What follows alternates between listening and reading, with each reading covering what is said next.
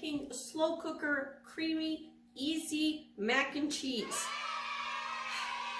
Let me tell you, I'm a huge fan of the slow cooker, and I mean, why wouldn't you? It comes out delicious, creamy, and the best part is you can start it early, which is what I'm gonna do.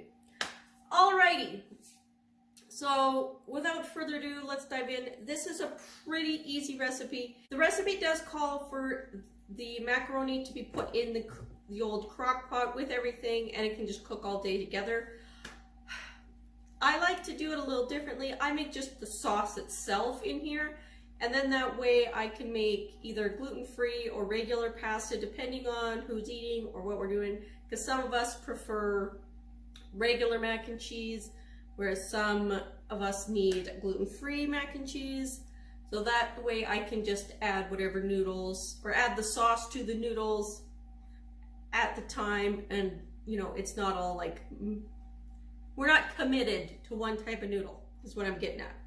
The other perk with this is I mix it all up, and then I will throw the extras into smaller containers and throw them in the freezer, which allows us to pull that out later, heat up the sauce. It reheats really well, so then you can make a big batch of sauce, freeze some, eat some now, but then you've got a quick, easy mac and cheese later. You just have to make the noodles, heat up your sauce, and presto, which is a recurring theme with me. I've got quite a few little goodies of leftovers, or like parts of meals that, you know, sauces or whatever. I like to have stuff in the freezer that you can grab for a quick lunch, because, you know, now that we're home all the time for lunch, it's nice to have options. So anyway, I'm gonna dive in. So the first ingredient we need is the star of the show, good old Velveeta. This is a full block, 16 ounces of cubed Velveeta cheese. That baby goes in there. Next up, 4 cups of shredded cheddar cheese. So we will dump that baby in. Oh, maybe not. We're gonna just go ahead and get that all over the floor. Luckily, I have a Roomba named Tugger who will take care of this. Holy shnikers. Okay, seriously? We're gonna need a bigger crock pot.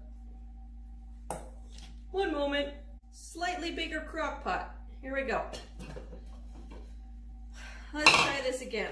All right, we got a bigger crock pot.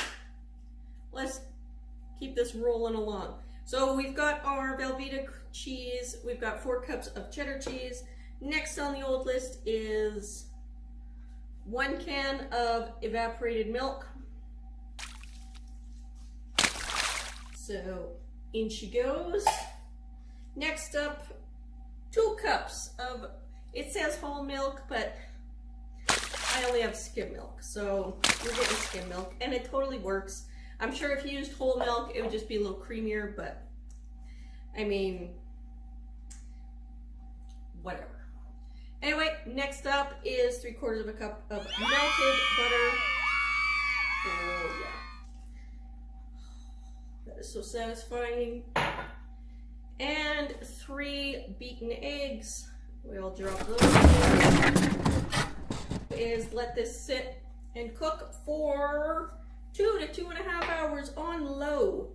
So we will get that cracking and get this all cooked up. I do like to add a little bit of salt and pepper, just a personal preference. I'm gonna go plug this in, let it cook for 2 to 2.5 hours on low, and then we'll have some delicious mac and cheese ready to go. And all we need to do is cook our pasta closer to when we actually want to eat.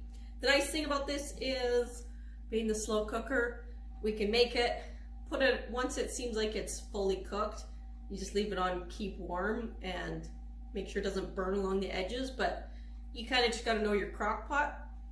Anyway, we will let this get cooking, and we will see you guys for the good part, which will be, you know, eating it. Anyway, see you guys in a bit. 2 hours later. Our mac and cheese is done. It smells delicious. It's creamy. It's tasty. Way better than packaged or boxed macaroni. Like, come on. So all I did is like I mentioned before when we were getting started, I just cooked up some pasta when we were ready to eat. mixed in our sauce, and then the rest we're gonna freeze up and throw in the freezer for later. It does reheat really well, and then you can just, you know, take out your portion of sauce, make pasta, bada bing, bada boom, you got yourself some pasta. The nice thing is, being in the slow cooker, it's easy to start it early and let it just cook all day. Or, you know, if you're gonna make a batch on the weekend and then just heat it up, it does heat up really well for a quick weekday dinner. And then you just pair it with, you know, a piece of some chicken, some veggies, whatever you like. Or if you want to just have a big old bowl of mac and cheese, you know, you do you. Anyway, that's it. I hope you guys enjoyed it. And we will see you guys in my next episode of What's for Dinner. Thanks for watching. We'll see you guys in the next video.